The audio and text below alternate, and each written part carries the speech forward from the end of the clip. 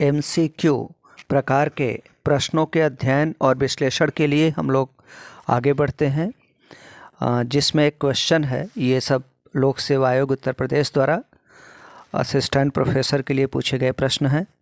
इसमें एक प्रश्न है कि निम्नलिखित देशों में किसमें न्यू इंग्लैंड औद्योगिक प्रदेश स्थित है। तो जो न्यू इंग्लैंड औद्योगिक प्रदेश है यह संयुक्त राज्य अमेरिका में स्थित है। न्यू इंग्लैंड औद्योगिक प्रदेश संयुक्त राज्य America, United states of America में है। USA का उत्तर पूर्वी जो प्रदेश है उसे न्यू इंग्लैंड प्रदेश के नाम से जाना जाता है। इसे न्यू इंग्लैंड प्रदेश इसलिए कहते हैं क्योंकि इंग्लैंड के ज़्यादा लोग आकर के USA में बसे थे और फ्रांस की अधिकांश जनसंख्या मध्यकाल में आकर कनाडा में बसी थी। तो इंग्लैंड के लोग आकर के सबसे ज़्यादा इस प्रदेश में बसे USA के उत्तर पूर्वी भाग में, इसलिए USA के उत्तर पूर्वी प्रदेश को कहते हैं न्यू इंग्लैंड प्रदेश। और यूरोपियों द्वारा ही यहाँ पर सबसे पहले औद्योगिकरण किया गया। यूरोप वासियों ने यहाँ कई प्रकार के उद्योगों की स्थापना किया था। इसमें USA के 6 राज्य सम्मिलित हैं, जिसमें है Maine, Vermont, Massachusetts, New Hampshire, Rhode Island और कनेक्टिकट। मैसाचुसेट्स की जो राजधानी बोस्टन है वही न्यू इंग्लैंड औद्योगिक प्रदेश का सबसे बड़ा नगर है। अंग्रेज़ों ने बसाया था। इस औद्योगिक प्रदेश में कई प्रकार के उद्योग यहाँ पर उद्योग स्थापित हैं, जैसे सूती वस्त्र उद्योग है, ऊनी वस्त्र उद्योग है, रेशम वस्त्र उद्योग है। यहाँ पर मशीन औजार अर्थात अभियांत्रिकी उद्योग है, मोटर गाड़ी उद्योग है, जलपोत निर्माण उद्योग है, रबर और चमड़े के सामान के निर्माण का उद्योग है, वायुयान उद्योग है, कागज उद्योग है। यह न्यू इंग्लैंड प्रदेश के प्रमुख औद्योगिक क्षेत्र हैं। अब नेक्स्ट हम लोग बात करते हैं दूसरे क्वेश्चन की। नेक्स्ट क्वेश्चन है, ग्रीन हाउस प्रभाव का प्रथम बार विवरण किसने दिया। तो ग्रीन हाउस प्रभाव का सर्वप्रथम जो विवरण दिया है वह जोसेफ फोरियर द्वारा दिया गया है। इसका सही आंसर है जोसेफ फोरियर। ए वाला विकल्प सही है। जोसेफ फोरियर ने सबसे पहले ग्रीन हाउस प्रभाव का डिटेल एक्सप्लेनेशन दिया है।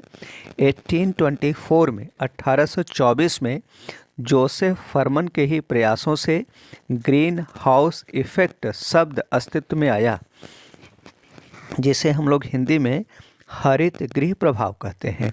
हरित गृह प्रभाव क्या होता है?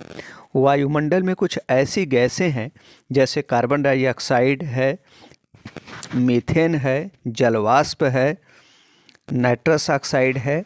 ये सब गैसें क्या करती हैं कि ये शॉर्ट वेव सोलर रेडिएशंस के लिए परमिएबल होती हैं, पारगम्य होती हैं, और पार्थिव विकिरणों के लिए ये गैसें कम पारगम्य होती हैं या उनके लिए ब्लैंकेटिंग इफ़ेक्ट जनरेट करती हैं, जिसकी वजह से जहाँ पर इन गैसों की वायुमंडल के जिस स्थान पर इन गैसों की अधिकता होती है वहाँ का तापमान आसपास के अन्य स्थानों के तापमान से ज़्यादा हो जाता है। यही प्रभाव हरित गृह प्रभाव या ग्रीन हाउस इफेक्ट कहलाता है, जिसके लिए सबसे पहले शब्द दिया था जोसेफ फोरियर ने। नेक्स्ट एक इसमें विकल्प बी है रोलैंड और विकल्प डी है मोलिना। रोलैंड और मोलिना ने रोलैंड मोलिना सिद्धांत दिया था। रोलैंड मोलिना सिद्धांत क्या है? रोलैंड और मोलिना सिद्धांत के अनुसार वायुमंडल में जब CFC की मात्रा बढ़ती है तो क्लोरोफ्लोरो की मात्रा बढ़ती है, तो क्लोरोफ्लोरो क्लोरोफ्लोरोकार्बन क्या करता है, वायुमंडल में पहुंचकर ओजोन के मॉलिक्यूल को ब्रेक करते रहते हैं। सामान्यतः वायुमंडल में ऊंचाई पर ओजोन के निर्माण एवं विनाश की एक रिवर्सिबल रिएक्शन चलती है, लेकिन जब वायुमंडल में CFC की मात्रा बढ़ जाती है तो ओजोन के विनाश की जो रिएक्शन है वो ज़्यादा तेज़ी से चलती है और निर्माण की प्रक्रिया मंद हो जाती है, जिससे वायुमंडल में ओजोन क्षरण होने लगता है। यह अवधारणा कहलाती है रोलैंड मोलिना थियरी, अर्थात रोलैंड और मोलिना का संबंध ग्रीन हाउस प्रभाव से नहीं है बल्कि ओजोन परत क्षरण से है, जो डेवलप होकर ओजोन छिद्र की अवधारणा का रूप लेता है। हम लोग विकल्प सी दिया गया है, जेम्स हटन की बात करते हैं। जेम्स हटन एक स्कॉटिश भूगोलवेत्ता थे। स्कॉटिश भूगोलवेत्ता और भू आकृति विज्ञान में जियोमॉर्फोलॉजी की जो 10 संकल्पनाएं हैं उसमें इन्होंने एक महत्वपूर्ण संकल्पना दिया है, एक रूपतावाद। एक रूपतावाद क्या है कि एक रूपतावाद को हम लोग इस तरह से कह सकते हैं कि वर्तमान भूत की कुंजी है। वर्तमान भूत की कुंजी है, इसका अर्थ क्या हो गया कि वर्तमान समय में किसी भी प्रकार की जो भी स्थलाकृति जिस एक्सोजेनिक फोर्स से जैसे निर्मित हो रही है, अपरदन के प्रभाव से या निक्षेपण के प्रभाव से, अगर उस तरह की स्थलाकृति भूगर्भिक अतीत में देखी गई है, हजारों करोड़ों वर्ष के अतीत में देखी गई है, तो उनका भी निर्माण उसी प्रकार की प्रक्रियाओं द्वारा उसी तरह से हुआ जिस प्रकार वर्तमान समय में स्थल रूपों का निर्माण हुआ है। अगर जैसे भूगर्भिक अतीत में कोई वी शेप्ड वैली मिलती है तो स्पष्ट है कि वर्तमान समय में वी शेप्ड वैली का निर्माण बहते हुए जल या नदी से हो रहा है। तो भूगर्भिक अतीत में अगर कहीं वी शेप्ड वैली मिल रही है तो स्पष्ट है कि वहाँ नदी ही बह रही होगी। या अगर यू शेप्ड वैली मिली है तो आज यू शेप्ड वैली बनती है हिमानी अपरदन क्रिया द्वारा। तो स्पष्ट है कि अगर कहीं भूगर्भिक अतीत में करोड़ों वर्ष पहले कोई यू शेप्ड वैली का निर्माण हुआ है तो वह भी हिमानी अपरदन क्रिया द्वारा ही निर्मित हुई होगी। यही है वर्तमान भूत की कुंजी, जिसकी अवधारणा का प्रतिपादन किया था जेम्स हटन ने। यह भूआकृति विज्ञान जियोमॉर्फोलॉजी के जो 10 महत्वपूर्ण सिद्धांत हैं उनमें से एक बहुत ही महत्वपूर्ण सिद्धांत है। और इसका ये हटन महोदय, स्कॉटिश भूगोलवेत्ता हटन महोदय का एक और महत्वपूर्ण कथन है कि न आदि का पता है और न अंत की आशा। इन्होंने स्कॉटिश भूगोलवेत्ता हटन ने एक पुस्तक लिखा है जिसका नाम है the theory of the earth with proof and illustration. यह कई प्रतियोगी परीक्षाओं में पूछा गया है, विशेष रूप से UGC में, और विगत वर्ष का जो PGT की परीक्षा हुई 2021 प्रवक्ता भूगोल की, उसमें भी यह प्रश्न पूछा जा चुका है कि theory of the earth with proof and illustration किसकी पुस्तक है, तो स्कॉटिश भूगोलवेत्ता हटन की है। हम लोग नेक्स्ट क्वेश्चन की तरफ बढ़ते हैं। नेक्स्ट क्वेश्चन है, प्रादेशिक नियोजन शाखा की दार्शनिक पृष्ठभूमि की नींव डाली थी। तो इसमें विकल्प दिया है A बेंटर मैकाय, विकल्प B है J.R. बोडविले, विकल्प C है M.J. एल्सन, विकल्प D है J. फ्रीडमैन। तो सबसे पहले हम लोग इसमें सही आंसर की बात करते हैं। बेंटर मैकाय है। बेंटर मैकाय, आप इसको याद रखिए। बेंटर मैकाय पर विगत कुछ वर्षों में काफ़ी प्रश्न पूछा गया है। जैसे कि बेंटर मैकाय ने क्या किया है कि इन्होंने प्रादेशिक नियोजन की अवधारणा को विकसित करने का श्रेय बेंटर मैकाय को जाता है। 1875 से 1995 इनका कार्यकाल रहा है बेंटर मैकाय का। अमेरिकन प्लानर हैं बेंटर मैकाय। 1928 में प्रादेशिक नियोजन विषय की वैचारिक आधारशिला इन्होंने रखा। इनकी एक महत्वपूर्ण पुस्तक है the new exploration a philosophy of regional planning. यह पुस्तक विगत वर्ष पीजीटी में भी पूछा गया है। और यह जो प्रश्न है, the new exploration of philosophy of the regional planning, यह इसी वर्ष का यही जो असिस्टेंट प्रोफेसर भूगोल जीडीसी 2017 की लोक सेवा आयोग द्वारा जो परीक्षा कराई जाती है, लोक सेवा आयोग उत्तर प्रदेश द्वारा राजकीय महाविद्यालय असिस्टेंट प्रोफेसर 2017 में भी यह पूछा गया है प्रश्न, आगे अभी आएगा। यह प्रश्न पूछा गया है कि the new exploration of philosophy of regional planning किसकी पुस्तक है? तो यह भी पुस्तक किस विषय से संबंधित है? प्रादेशिक नियोजन से संबंधित है और इसके लेखक हैं बेंटर मैकाये। बॉडविले की हम लोग बात करते हैं। बॉडविले ने दिया था ग्रोथ सेंटर थियरी। सबसे पहले पेरॉक्स ने दिया था ग्रोथ पोल थियरी 1955 में, और ग्रोथ पोल थियरी वृद्धि ध्रुव सिद्धांत में परिवर्तन करते हुए बॉडविले ने दिया मॉडिफाइड ग्रोथ पोल थियरी, मॉडिफाइड रूपांतरित वृद्धि ध्रुव सिद्धांत, जिसको कहते हैं ग्रोथ सेंटर थियरी, वृद्धि केंद्र सिद्धांत। यह जे.आर. बॉडविले ने दिया है, वृद्धि केंद्र सिद्धांत। और फ्रीडमैन की हम लोग बात करते हैं। फ्रीडमैन ने कोर एंड पेरीफेरी मॉडल दिया है।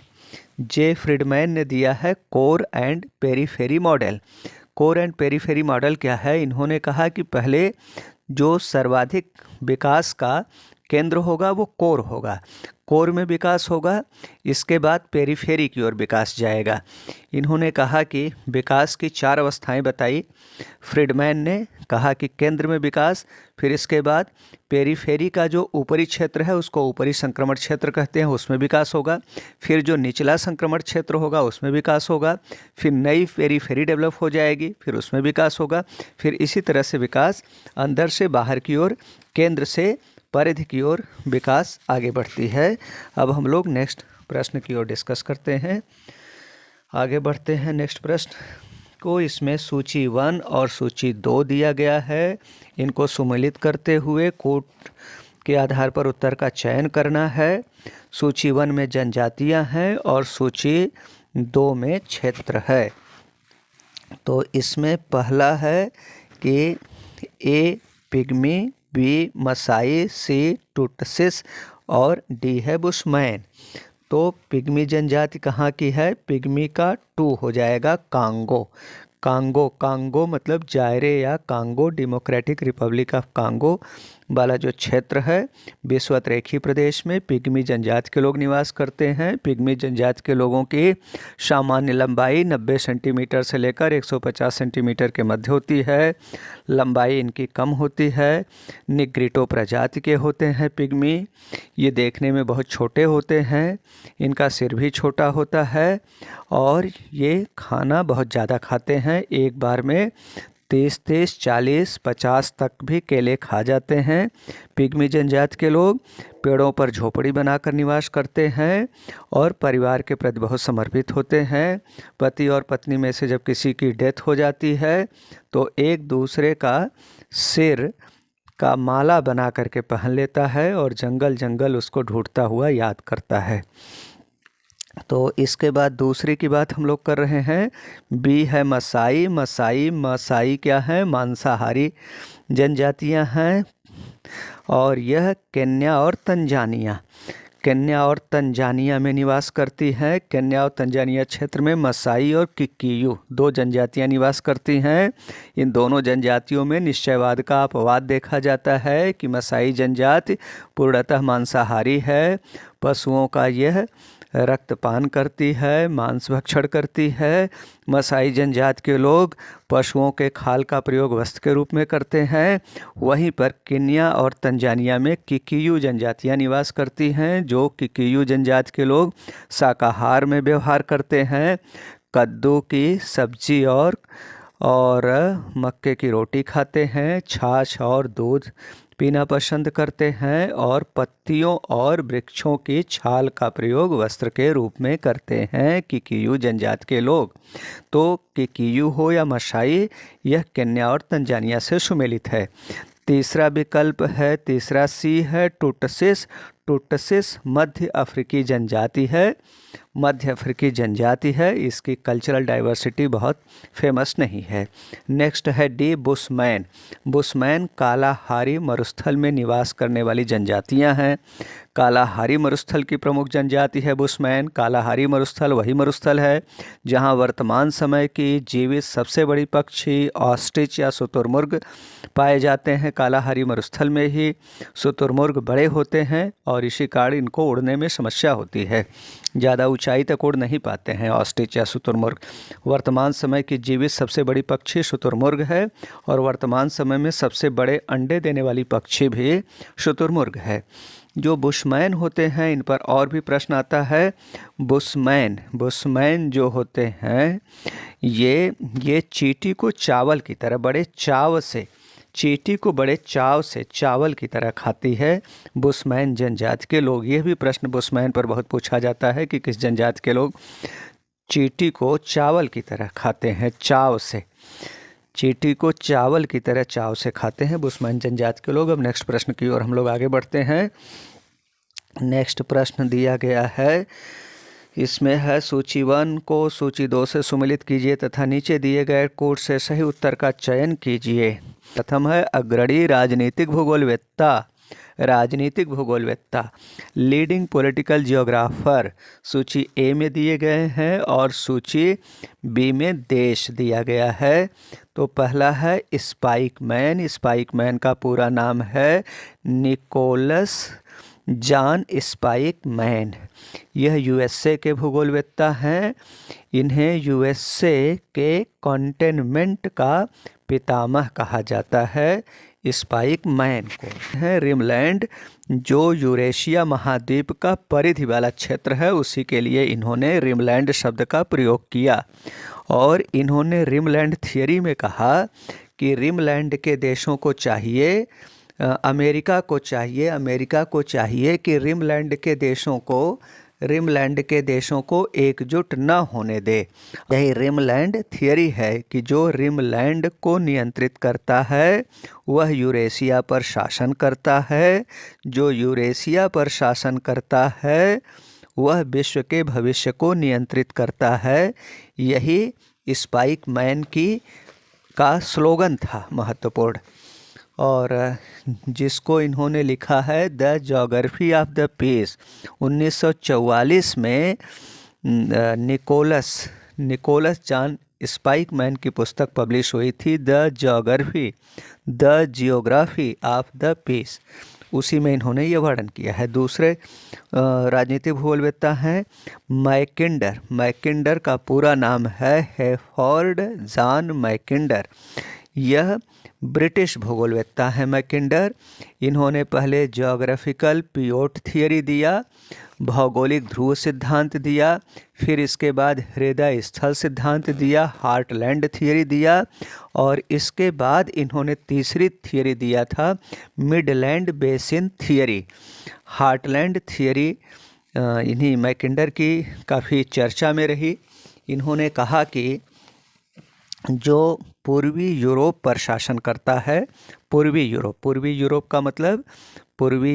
का मतलब क्या हो गया कि रूस का पश्चिमी भाग पूर्वी यूरोप हो जाएगा।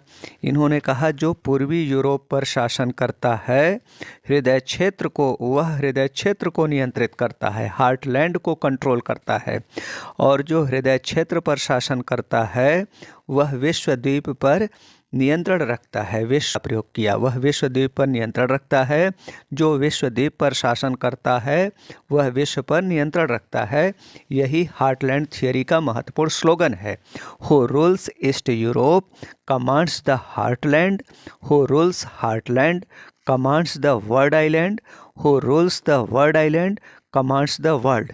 यही मैकिंडर की महत्वपूर्ण स्लोगन था, और इसको इन्होंने दिया है अपनी जो पुस्तक है democratic ideals and reality, democratic ideals and reality 1919 में पब्लिश हुई है। Democratic ideals and reality Mackinder ने 1919 में पब्लिश कराया। 1919 में 1919 में, और उसमें ये हार्टलैंड थ्योरी इन्होंने दिया था। इसके बाद हम लोग किसकी बात कर रहे हैं? तीसरा सी है हाउसहोफर। हाउसहोफर जर्मनी के भूगोलवेत्ता हैं। इनका पूरा नाम है कार्ल अर्नस्ट हाउसहोफर। ये रैटजेल के शिष्य हैं। जर्मनी में रैटजेल प्रमुख निश्चयवादी, पर्यावरण निश्चयवादी रैटजेल को कहा जाता है। रैटजेल के शिष्य हाउसहोफर है। हाउसहोफर ने जियोपॉलिटिशियंस के रूप में इनको जाना जाता है। हाउसहोफर ने, अच्छा यही बताना है किस देश के निवासी हैं, तो जर्मनी के हैं। इनका जो महत्वपूर्ण योगदान ये रहा कि इन्होंने रैटजेल की विचारधारा से प्रभावित थे। रैटजेल ने जो थियरी दिया था ऑर्गेनिक स्टेट की, ऑर्गेनिक थियरी ऑफ स्टेट दिया था रैटजेल ने, कि जो राज्य होता है वो जीव की तरह है। जीव शक्तिशाली जीव या तो कमज़ोर जीवों का भक्षण करे तभी वो जीवित रहेगा। अगर वो भोजन नहीं करेगा, अर्थात शक्तिशाली राज्य कमज़ोर राज्यों पर नियंत्रण स्थापित नहीं करेगा, तो वो धीरे धीरे नष्ट हो जाएगा। तो इसी विचारधारा से हाउसहोफर भी प्रभावित थे, उनके शिष्य थे रैटजेल के। और इस विचारधारा से नाजी प्रभावित हुए, हिटलर प्रभावित हुआ, नाजियों का नेता हिटलर प्रभावित हुआ। इसके बाद हम लोग जेलेन की बात कर रहे हैं। जेलेन जो है स्वीडिश भूगोलवेत्ता हैं। इन्होंने जियोपॉलिटिक्स शब्द दिया था, जियोपॉलिटिक्स। और जेलेन की एक महत्वपूर्ण पुस्तक है जिसमें इन्होंने स्टेट्स सन्स लाइफ फॉर्म एक पुस्तक लिखा है। जेलेन ने स्टेट्स सन्स लाइफ फॉर्म, ये स्वीडिश भूगोलवेत्ता है जेलेन ने जियोपॉलिटिक्स शब्द दिया था। और ये महत्वपूर्ण जेलेन के बारे में हो गया। नेक्स्ट क्वेश्चन की बात हम लोग करते हैं। नेक्स्ट प्रश्न की बात करते हैं। एक तरफ झील दिया है, दूसरी तरफ राज्य दिया है। तो इसमें झील और राज्य, कोल्लेरू झील तो पूर्णतः आंध्र प्रदेश में है। यह कोल्लेरू झील है, यह आंध्र प्रदेश में है। और यहाँ पर समुद्र का खारा पानी नहीं पहुँच पाता, ये मीठे पानी की झील है। अंडाकार झील है, छिछली झील है ये कोल्लेरू झील। और दूसरी झील है लोकटक झील मणिपुर में है, लोकटक झील। और इसी के पास है केबुल लमजोवा राष्ट्रीय पार्क, जिसे झूलता हुआ राष्ट्रीय पार्क कहते हैं। लोकटक झील के अंदर है केबुल लमजोवा राष्ट्रीय पार्क, मणिपुर में ही है। लोकटक झील पूर्वोत्तर भारत की सबसे बड़ी झील है, बहुत चर्चा में रहती है क्योंकि इसके अंदर केबुल लमजोवा नेशनल पार्क भी है।